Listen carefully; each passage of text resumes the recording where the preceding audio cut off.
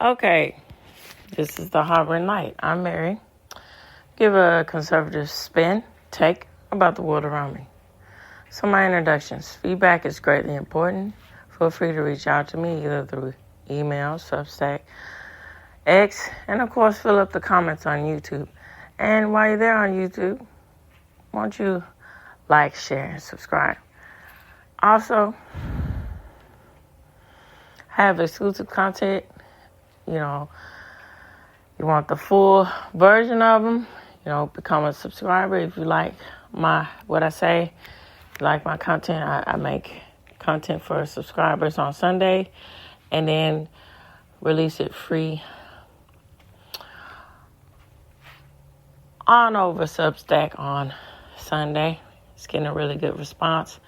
And also, I'm working on that in the coming months here to release twice a week for subscribers out there. So that twice a week.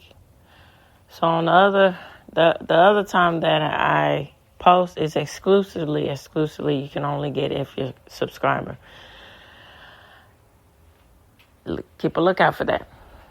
All right, so some of the audio platforms that I'm on Spreaker, I'm on Pandora, iHeartRadio, Spotify, just to name a few. Okay, so as I was saying about Fridays, I'm going to continue that out about fashion and get into the other topic after I get to mostly all the countries that I can get to. I just appreciate all you listeners out there.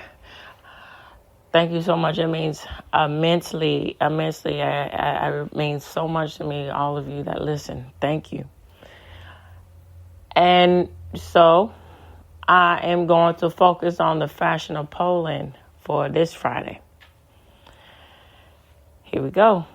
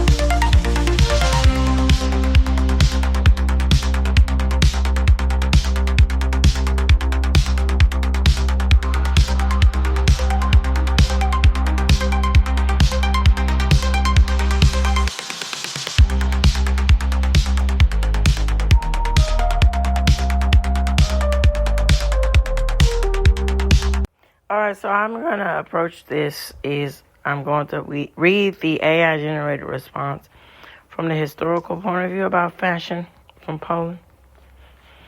And then after that, I'm going to extend everything with an article about specifically fashion from the 20th century and so forth. All right, so here we go. It says the history of Polish fashion is marked by significant changes and influences over the century. Here are some key periods and aspects of Polish fashion history. Medieval period. All right, so Polish fashion in the late 15th century was influenced by Hungarian and Turkish customs, with garments like chopola, which were inspired by Byzantine court dresses and Central Asian influences. So this is a connection with Hungary, and it was crucial for the development of distinct Polish style of dresses. And I don't know, as I said before, the medieval period gets a bad rap. So a lot of people equate that medieval times, there's the Dark Ages or so forth, but it was a lot of progressive, not so. What I mean progressive in the means of Enlightenment eras that were going on in the development of societal, cultural influences too. So, it's nice to see how that translates to the aspects of fashion here. All right, so 16th, 17th centuries. So the early 16th century saw the introduction of craft-like look, characterized by long flowing robes. The style was reinforced by the reign of King Stephen Batory and King Jan III, who were known for their preference for Polish-style clothing. All right, going on to the 19th century. This period brought significant changes and innovations in fashion. As noted by the opening of the Museum of Historical Costume in Poland, which explores how fashion styles repeated themselves through the century. The museum showcased original dresses and accessories from the 19th century. All right, so we're going to go into the Communist era. So, from 45 to 89. All right, during this time, the centrally controlled fashion industry was often viewed as a bourgeoisie representation of pre-war capitalist world.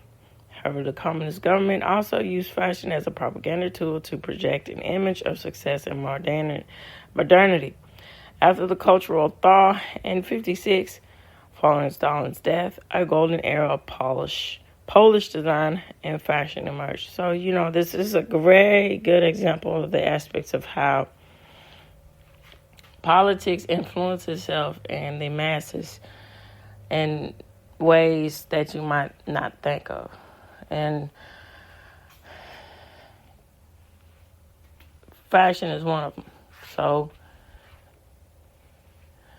certain ideas come across with the way you dress. So, it's embodied in the aspects of communist rule and how they look and how they present. They're presenting an image that they want to showcase about their ideologies. And it's quite frightening when you think about it because of the aspect of communist rule and the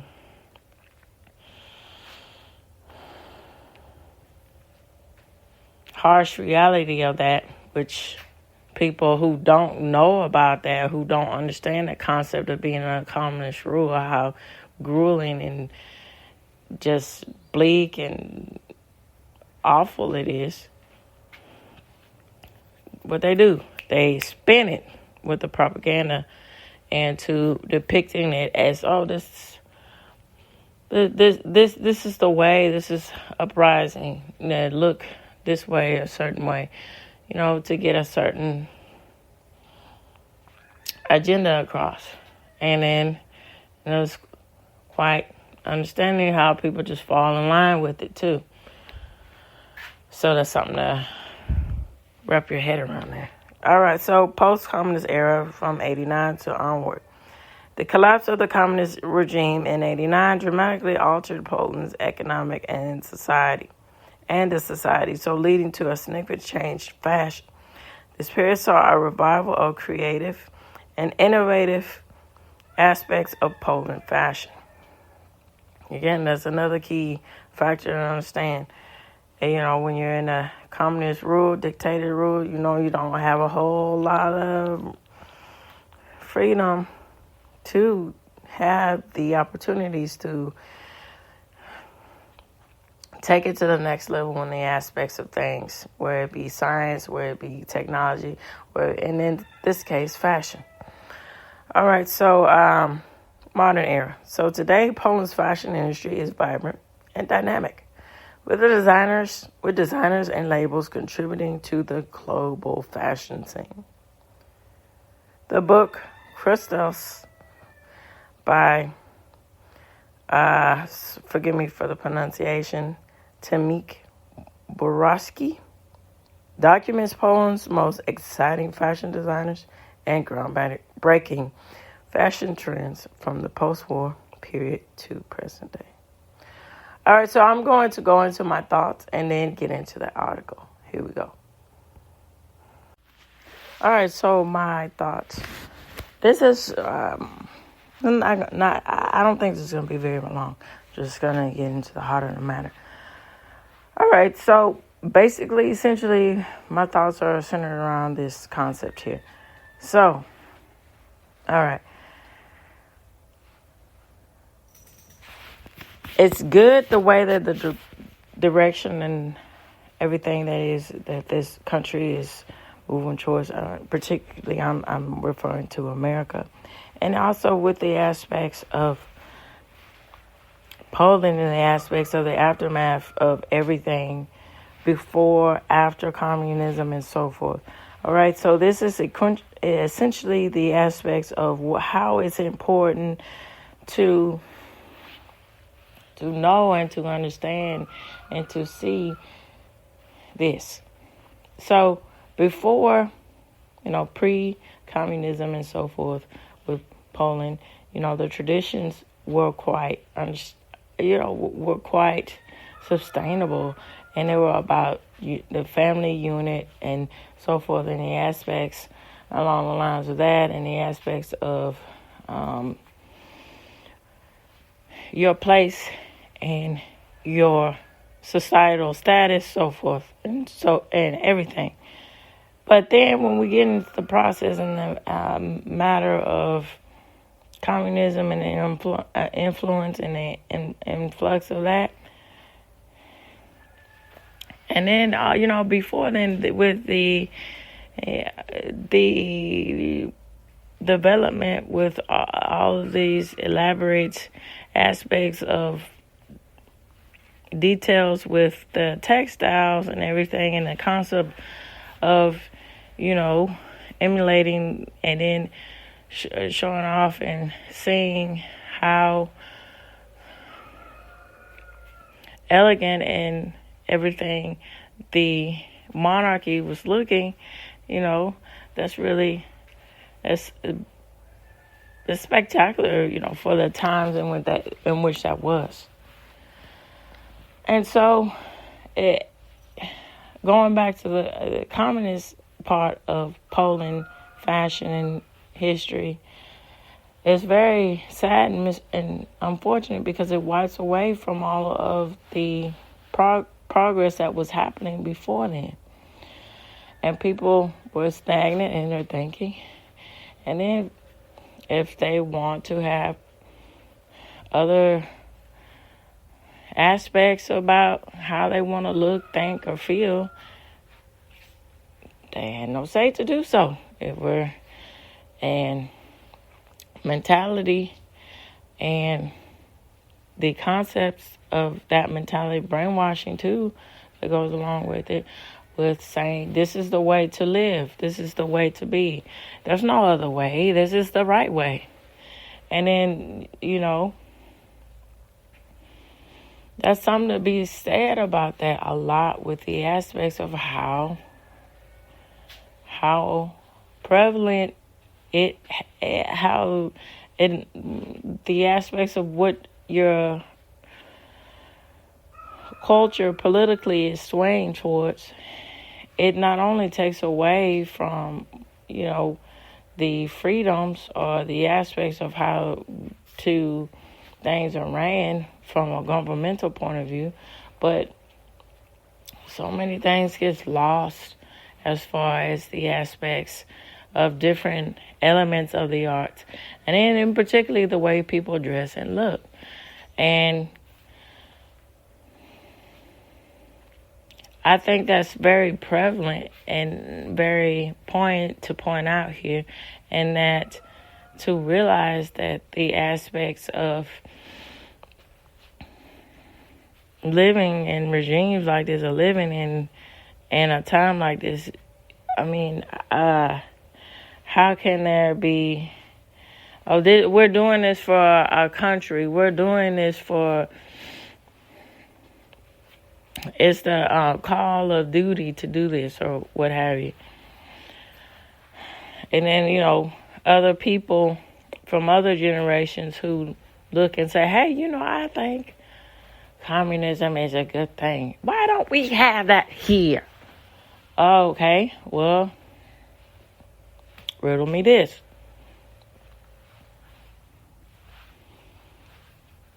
If it's so of a utopia for you. Why don't you just go live in those sort of places? No, you won't, because again, you want what? Freedom. That still practice communism and so forth. You still want what? Freedom. And then you get wiped away again into the people who just still think it's okay, into the propaganda. That is, it looks like it's just so much more opportunity when that's further from the case. Okay, so I'm just going to get into the aspects of their article and wrap everything up. All right, here we go. All right, and of course, source will be provided for you. All right, it is entitled, it's by culture.pl, I believe, PL. So it's entitled 20th Century Polish Fashion in 10 Phases. Excuse me. So, the way we dress reflects historical changes important to societal events, culture, economy, and politics. This is especially the case in looking at Polish 20th century fashion. What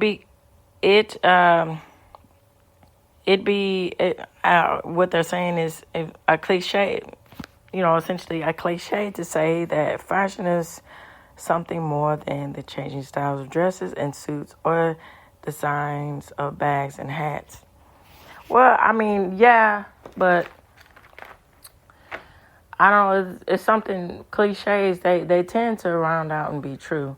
So, yeah, I understand that point.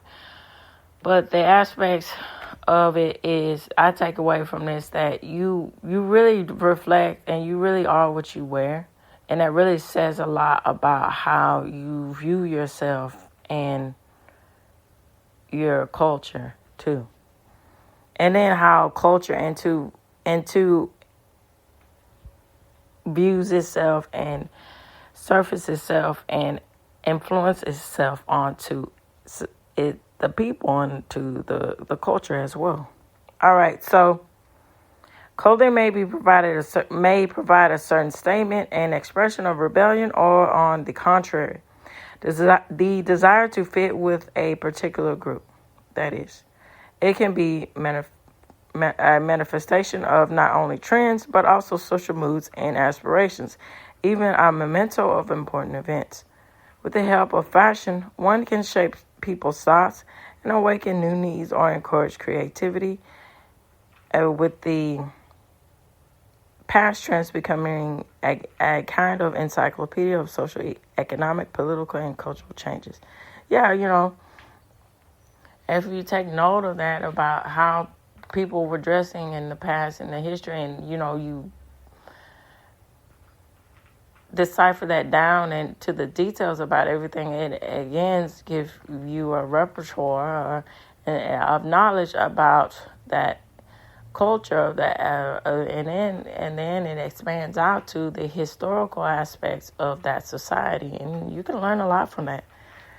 All right, so it was no different through the turbulent 20th century. So looking at the evolution of fashion, it is easy to notice the trace of events in political, social, and technological revolutions when looking at how fashion has evolved. So the transition from the era of elegant private fashion houses through the state-owned companies and market styles to international chains and shopping centuries is, after all, so a record of the socioeconomic history of the part of the world too. So this magazine provides what I'm reading from provides a source of information about everyday life of subsequent generations and countercultures that show the young rebellion against how their values evolved. All right, so we're going to start out with number one, with the fashion house. So the first fashion house began to appear in Europe in the first half of the 18th century. So this entailed the business idea, which arrived in Poland just a few decades later. So because of this, one of the oldest and of the elite Urs fashion house opened in Warsaw as early as 1868. So stylist city dwellers dressed at elegant fashion houses, but shopping at Ayers and these department stores were equally important for building one's image and social position. See, again, status, going back to the aspects of status quo here. And particularly, we're going into the aspects of the 18th century. So that's how that merges with the Victorian era too.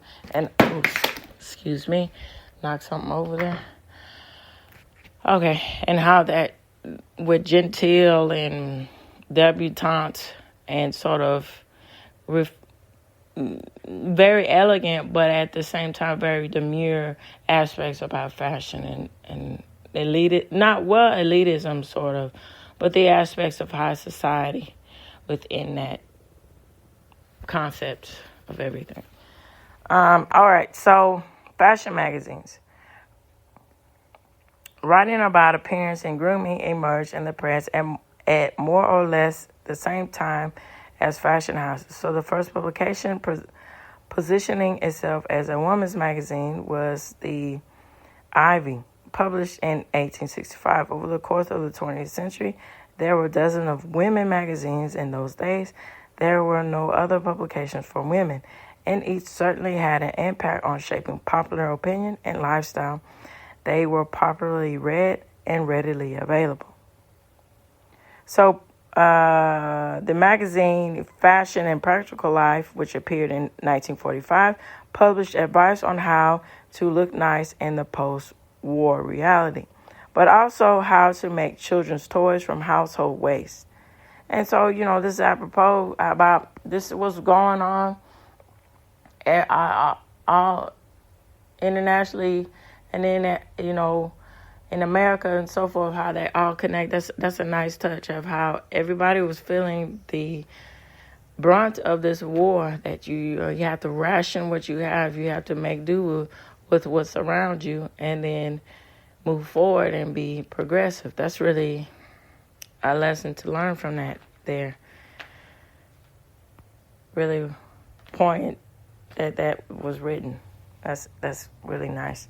So, popular in the 60s, You and Me, shaped taste and introduced new cultural phenomena. The regular columns, cross-sections, presented fashionable clothes, but also advised on how to sew them. All right, so going on to Women in Life and Best Friend. This was featured fashion advice, but also interior design, cooking, savoir, etc. All right, so we're getting into aspects of tomboys and everything with that. So clothing is the easiest way to demonstrate one's attitude towards life, views, and belonging to a certain group. Before fashion was democratized, even in the 20s or 30s, it was easy to guess one's social standing by the clothes that they wore. Similarly, even before World War II, women wearing trousers or showing their legs were considered indecent. And in the 50s, an outfit or hairstyle revealing a beatnik or a teddy boy, along the lines of that, was, outlandish. So in the 80s, the era was rich in subcultures, and they saw clothing becoming the official message defining a person. So we're getting to the pageant phase here. So the first national beauty contest in Poland was organized in 1929. It had four more editions before World War II, but attempts to revive it in the 50s were unsuccessful until 1984, when it became a cynical event. So today, the popularity of competition has faded, but for decades, this appraisal of the beauty of young women was great interest and emotions, and because of this, a lot of emotions came about, and the winners became celebrities. So Miss Polonia competition is also an encyclopedia of shifting, making up looks, hairstyles, and outfits that were then eagerly imitated. And yeah, that's quite true. Beauty pageants do, They are a good handbook with how you can see that shifting into the aspects of a modern woman, of what she's wearing, what she's not wearing, how she elegance, grace, and all of this. A lot of yeah, absolutely. So do it yourself phase. So in the second decade of the 21st century, handcraft is experiencing a renaissance. Sewing, making, cosmetics, oil candles, and modifying existing items in the spirit of zero waste are currently quite trendy. So looking at the history of Polish fashion, the spirit of DIY was popular more than once through the 20th century.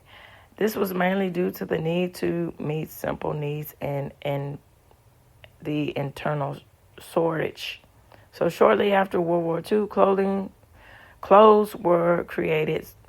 Sometimes it wasn't even possible to sew from anything that could be found. For example, a coat fashion of blankets were made out of blankets. So during the 1980s crisis, almost every family had a sewing machine.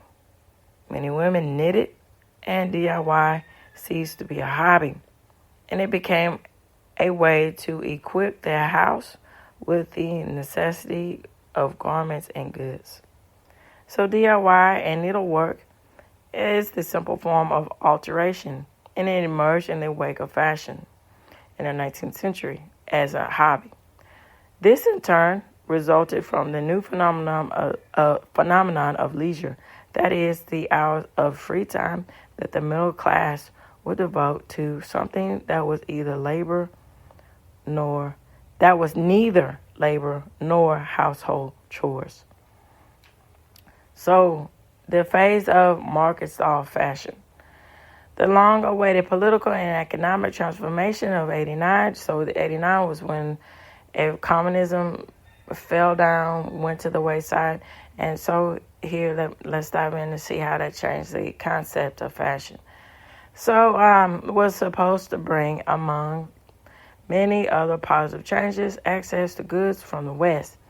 Before the arrival of shopping centers offering such products, bazaars and markets shaped the way Polish people were dressing during the traditional period between the newly collapsed state, trade system, and modern capitalist stores.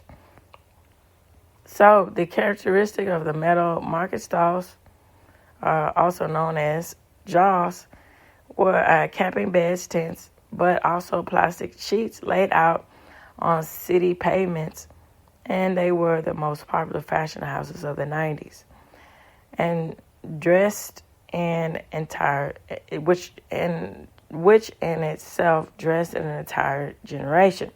While it may seem embarrassing by today's standards, according to this source, this was important. Let me say that again. This was an important stage in the development of Polish fashion, and above all, the Polish economic aspects of everything.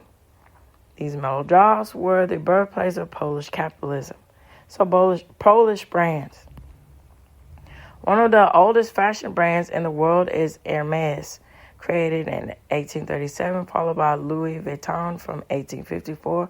Poland doesn't have such brands. Nevertheless, there are some brands that were important, expressive, and recognizable on Poland's fashion map and history. These include Aris Fashion House and the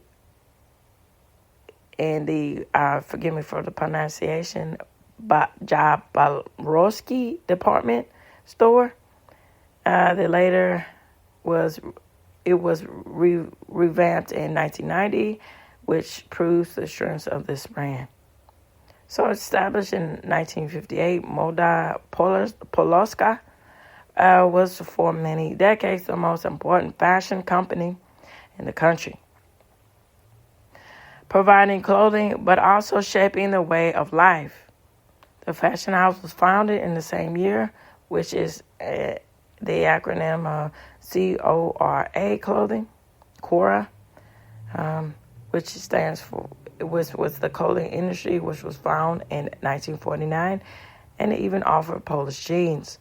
But their popularity could not be compared to the Hofland, which achieved at one point cult status among the country's youth. Pre-internet influencers. Although the internet only became popular in Poland in the second half of the 90s, phenomenon now associated with the development had existed long before. So these included the recently popular influencers influencing and inspiring fashion taste and attitudes with the images they posted online are sometimes imitated. All right, there were many such influence figures in the history of Polish fashion. This was before World War II. Pola Negera and Zula Poroskala. It was no different after the war. So the choice of a role model depended on temperament and character. Some women strive to emulate the alluring Katalina Jerdusky. Others, the mysterious Pola Raska, imitating her. So in the 90s, rock singers and musicians, Cora appealed to rebellious youth. But disco polo icon Shaska also had quite a few followers. Getting to know these celebrities tell us more about those times than knowing what stage costumes were eagerly imitated. So iconic accessories. Historical exhibitions and museums often include simple everyday items such as clothing. So the iconic Polish culture were the Leopold Taramuds, colorful socks, and army jackets, but also banana skirts and oversized sunglasses.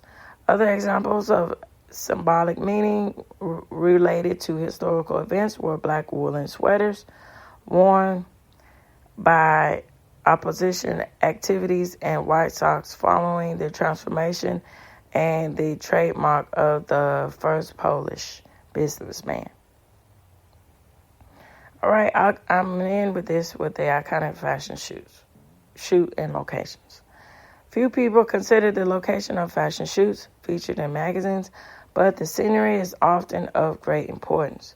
It creates a certain mood, atmosphere, reflects the spirit of a given trend, can be the use to evoke specific links, and says a lot about the generation of which it was created. Collections presented in the ornate halls of the palace on the water. So forgive me for pronunciation, Lekeniki Park in Warsaw will be understood differently against the background of modern buildings. There are places in Poland, and above all in the capital, that were often selected as fashion shoot locations, and their popularity was closely related to the particular period. So the halls of Royal Castle, or the aforementioned Laskaniki, are evergreens, but such particular places in Warsaw as Construction Square or Eastern Wall also had their 5 minutes of fame. For many years, the ultra-modernist traces of the Central Department Store enjoyed great popularity as a venue for photo shoots and fashion shows. At the end of the 20th century, forgive me for my enunciation, the Swiss-Kronowski Bridge was ranked highest among favorite locations. All right, so this was just the end of the Harvard Light. I'd like to know what you all think about today's episode. Feel free to reach out to me either through email, Substack, of course, fill up the comments in YouTube and X. This is the end of the Harvard Light. Tune in, turn up, and absolutely take care out there. Bye-bye for now.